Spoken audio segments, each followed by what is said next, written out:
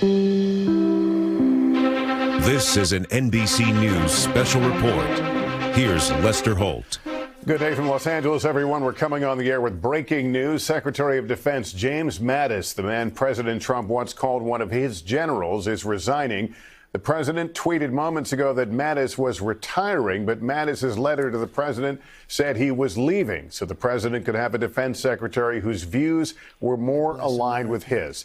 Hallie Jackson is at the White House for us. Hallie, did anyone see this coming? Well, I'll tell you what, this dropped like a bombshell here at the White House, presumably over at the Pentagon, where Secretary Mattis released that letter making very clear why he is deciding to leave the administration, giving a transition period until just about the end of February. So this is not going to be abrupt. He's not out of here tomorrow, obviously. He'll be on through the holidays. But this, Lester, really is the build up of months of tension between somebody that the president liked a lot when he first named him to his cabinet. Remember, this is a president who relied on his so-called generals. And now you have General Mattis leaving, General Kelly, his chief of staff here, leaving as well. Secretary Mattis and President Trump did not always see eye to eye on certain issues, namely, for example, what we have just seen recently with the drawdown of troops in Syria. There is a discussion about what happens next in Afghanistan as well. And we know that, again, the president and Secretary Mattis don't see eye to eye on that particular issue. That said,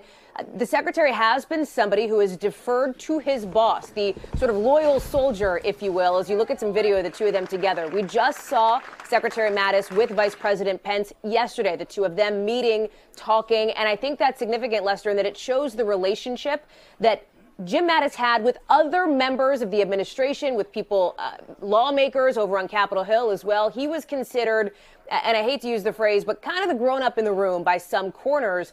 And his departure, while not totally unexpected, we'd been hearing for months of the possibility that Mattis may leave. It certainly comes at a time when all eyes are on what the president will do next as it relates to foreign policy. Secretary Mattis, in his resignation letter, I think notable, also mentions, for example, Russia, saying that these are countries. Vladimir Putin has an authoritarian view of the world, and that simply does not align with the way that Secretary Mattis sees the world. So again, that line about you deserve somebody who is better aligned with your vision, I think is so significant here, Lester. We expect to get potentially more information from the White House in the next couple of minutes, and we'll bring that to you when we do.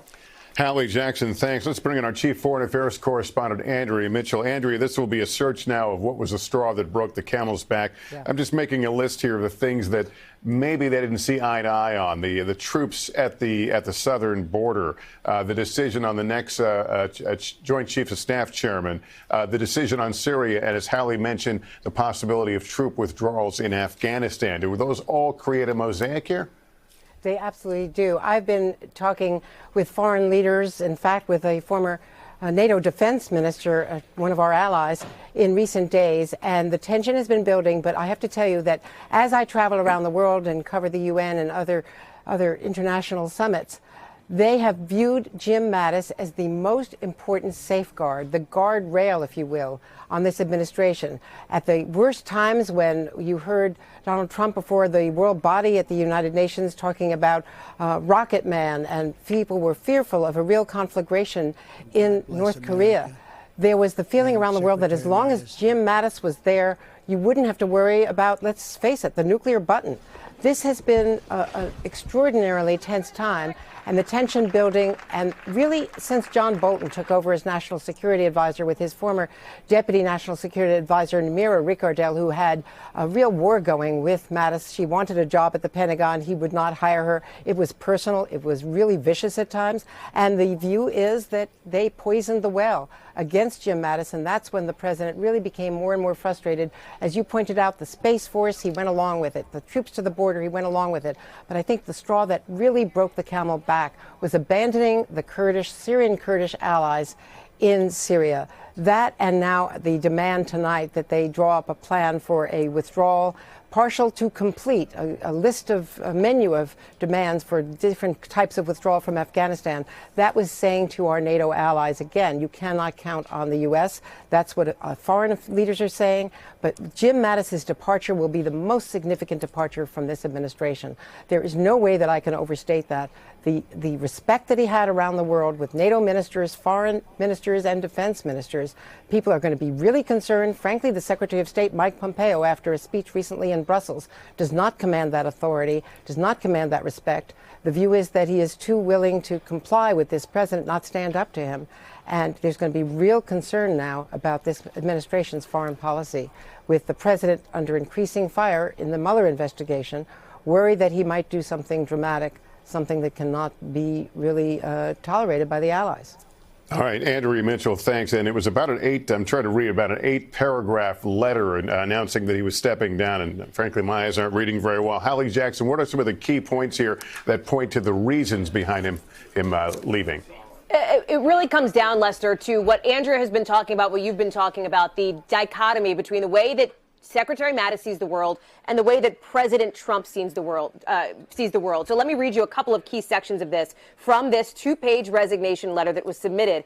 The secretary saying, "I believe we must be resolute and unambiguous in our approach to those countries whose strategic interests are increasingly in tension with ours, specifically name-dropping both China and Russia, 2 countries with whom the president has gone out of the way to embrace in various ways as it relates early on in his administration to President Xi, although he has ramped up the trade war with China more recently, and with Russia, and the president's continued insistence that he wants to be open to a better relationship with Vladimir Putin." Jim Mattis also says this, Lester, "My views on treating allies with respect and also being clear-eyed about both malign actors and strategic competitors are strongly held and informed by over 4 decades of immersion in these issues." So to me, that reads as a dig at the president turning his back, or at least giving the cold shoulder, to certain long-standing allies of the United States in the EU and elsewhere, our northern neighbors, for example, with Canada. Perhaps, as Andrew is talking about, with our NATO allies as well, that is something that Jim Mattis ultimately said enough is enough. And then, of course, there's that line, because you have the right to have a Secretary of Defense whose views are better aligned with your own, I believe it is my obligation, my duty, my right to step down. Again, Lester, that'll be the end of February to give a bit of a transition period. Hallie Jackson and Andrea Mitchell, thank you very much. Again, the headline here, Secretary of Defense James Mattis is leaving. He's leaving his position, a resignation letter issued to the White House, the president calling his retirement, but the letter from General Mattis making it very clear he is leaving to give the president an opportunity to find someone, paraphrasing, who is more compatible with the president's views. We're about 45 minutes away from nightly news in the Eastern and Central time zone. We're covering this major story. The other big story of the day is the very real possibility of a government shutdown as soon as late tomorrow night. There had been a deal in work between Republicans and Democrats, the president coming in and saying, essentially rejecting it. So that is in limbo. We'll have full coverage of all those stories and all the day's news shortly on NBC Nightly News. For now, I'm Lester Holt in Los Angeles. Good day, everyone.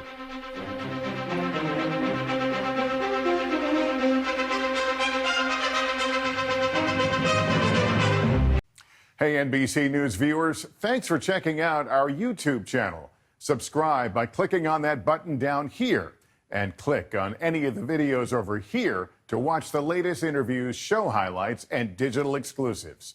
Thanks for watching.